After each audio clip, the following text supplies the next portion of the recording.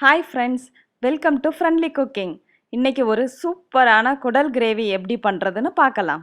முதல்ல கொத்தமல்லியை பொடியாக கட் பண்ணி எடுத்து வச்சுக்கிறலாம். அப்புறம் ஒரு 10 சின்ன வெங்காயத்தை பொடியாக கட் பண்ணி எடுத்து வச்சுக்கிறலாம். அப்புறம் ஒரே ஒரு தக்காளியை கட் பண்ணிக்கிறலாம். இப்போ ஸ்டவ்வில் குக்கரை வச்சு கொஞ்சம் எண்ணெயை ஊற்றிக்கிறலாம்.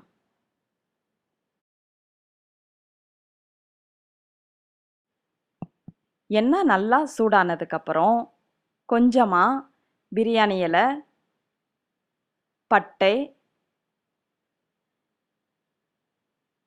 ஏலக்காய், கல்பாசி, கிராம்பு, கொஞ்சமாக கருவேப்பிலை சேர்த்து தாளிச்சுக்கிறணும்.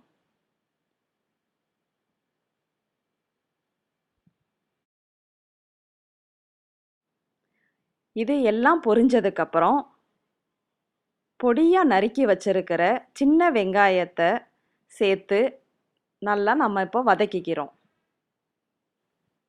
இதில் 1 டேபிள் ஸ்பூன் உப்பு சேர்த்து வெங்காயம் நல்லா வதங்கினதுக்கப்புறம் வெட்டி வச்சிருக்கிற ஒரு தக்காளியை சேர்த்து வதக்கிக்கணும்.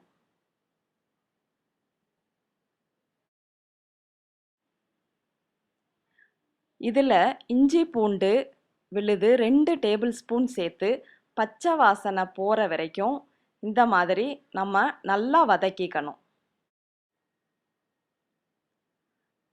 இப்போது நம்ம அடுப்பை சிம்மில் வச்சுட்டு மசாலாவை சேர்த்துக்கிறலாம்.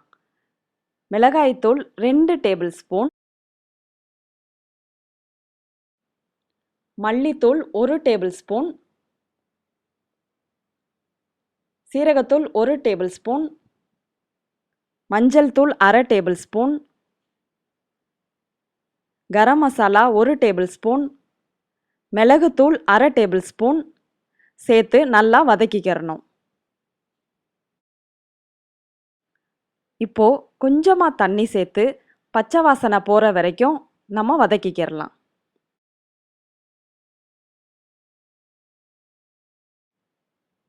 இப்போது மசாலா நல்லா வதங்கினதுக்கப்புறம் நம்ம கழுவி வச்சிருக்கிற குடலை இதோட சேர்த்துக்கிறலாம்.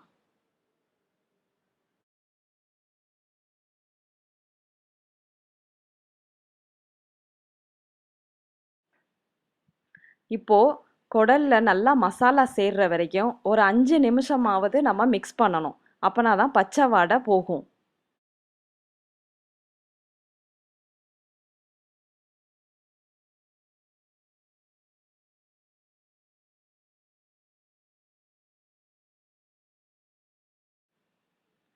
அஞ்சு நிமிஷம் வதங்கினதுக்கப்புறம் நம்ம ஒரு கிளாஸ் தண்ணி சேர்த்துக்கரலாம்.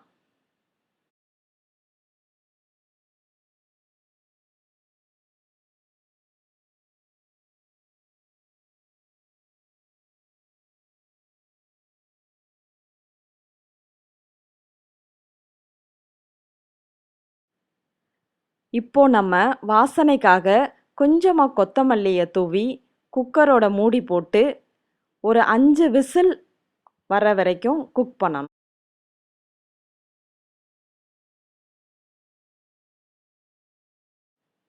பதினஞ்சு நிமிஷம் கழித்து நான் ஓப்பன் பண்ணுறேன். வாவ், இப்போ பாருங்க, எண்ணெய் பிரிஞ்சு நல்லா குடல் கிரேவி சும்மா சூப்பராக வந்திருக்குது. இந்த ரெசிபியை நீங்களும் வீட்டில் ட்ரை பண்ணி பாருங்கள். பிடிச்சிருந்தா லைக் பண்ணுங்கள், சப்ஸ்கிரைப் பண்ணுங்கள். தேங்க்யூ.